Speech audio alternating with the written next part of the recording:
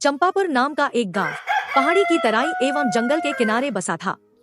एक दिन जंगल से एक विशालकाय हाथी निकलता है और वह जोर से चिंघाड़ रहा है। गांव वाले डर के मारे भागने लगते हैं। हाथी गांव में पहुंचता है और तबाही मचाते हुए सारा खाना खा जाता है। गांव वाले आग जलाकर तथा ढोलक बजाकर हाथी को भगाने का प्रयास करते हैं, परंतु वह नहीं भागता। हाथी गांव में लगे एक घंटा की आवाज सुनकर शांत होकर बैठ जाता है। गांव के बच्चे दिमाग लगाते हैं और उस घंटा को एक ठेला में लगाकर जंगल की ओर जाने लगते हैं। हाथी यह देखकर खुश हो जाता है और खुशी खुशी जंगल की ओर जाने लगता है।